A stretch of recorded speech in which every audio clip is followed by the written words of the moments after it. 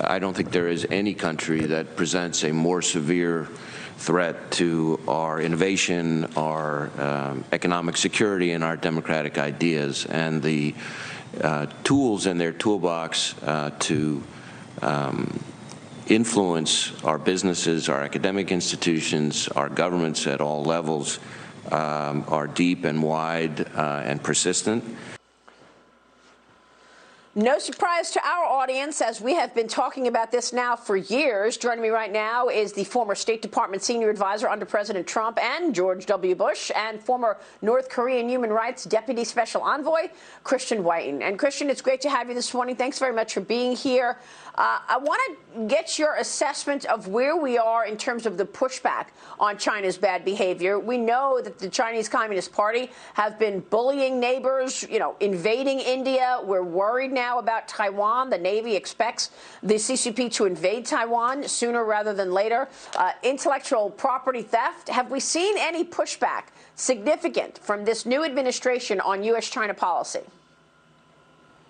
Yeah, it's a mixed picture, Maria. Some of the verbiage that came out of the administration early on, and you had the Secretary of State and Secretary of Defense visit Japan, really their first big foreign trip, followed by South Korea. But that was followed, of course, by a somewhat bizarre meeting in Alaska with Chinese officials, where the Chinese officials basically repeated woke talking points to American diplomats about how bad American democracy is. Furthermore, you have John Kerry in China this week working very hard on some sort of climate agreement. The details are unknown, but the worry is that Kerry and the rest of the Biden administration will be so determined to get an agreement that they're going to pull back punches. However, to the administration's credit, some of the things that President Trump did that really gave teeth to resisting China, like export controls and tariffs, well, so far Biden has kept those in place. Well, I mean, it's really a joke to think that the CCP is going to follow through on any agreements or any, plan about climate. China is the largest polluter in the world. And so, we know that they've broken promises up and down the street and left and right. I mean, the Chinese drafted the Hong Kong electoral reform bill. That was introduced yesterday. This bill gives China greater control over Hong Kong and the territory's elections, the reducing the number of elected officials, Christian. So here we are once again with another broken promise from the CCP. They were supposed to keep Hong Kong autonomous and free for another 25 years, but they're coming in now and putting new rules in place. Jimmy Lai, who's a friend of this program, he was with me for his final interview on this program before they arrested him. Now he sits in a Chinese gulag. Your thoughts on keeping China and holding the CCP in check?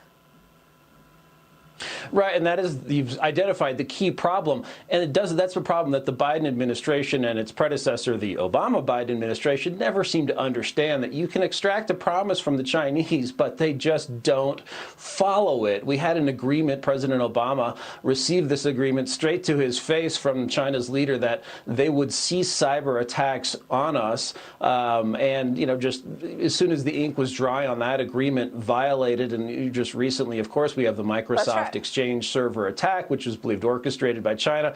Also, as you mentioned, in Hong Kong, they've really turned the Legislative Council, which was at least partly democratic, into something more like the National People's Congress on the mainland, or the Iranian Majlis, where you need approval from basically an establishment panel in order to run. It's completely fake democracy. And as you point, Jimmy Lai, the sort of foremost figure for press freedom in Hong Kong, is in jail. So is Martin Lee, who's the founder of the Hong Kong Democracy Party. So the idea that you can trust China is outlandish, and unfortunately it does look like this administration, the White House, is going in the direction of doing that again.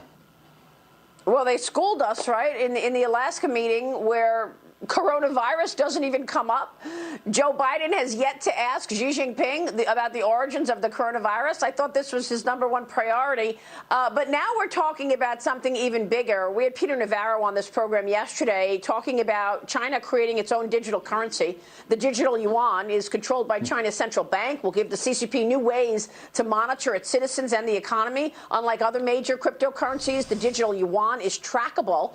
And Peter told us yesterday that this is going to mean China can control everything through the blockchain. It's seen as a new way for China to knock off the dollar as the world's dominant reserve currency. Where is the U.S. on this? How far back are we to China on digital currency? Right. Well, there's a lack of clarity over regulation of digital currency, and now with digital currency ETFs, and cryptocurrency ETFs, there's a real question about whether this is going to start posing systemic risks to the broader equity market. The problem with crypto for us is if it actually could replace the dollar as the reserve currency, that would limit our ability to print seemingly endless dollars without inflation. And as an economic conservative, you may think that's okay, but that could create a crisis for us. And as you point out, the digital currency, the digital yuan, is an ability for China to track every transaction, whether you're buying a piece of gum or a dissident newspaper. The government will know. Wow. All right, Christian, we'll be watching this important story. Great to see you this morning. Thank you.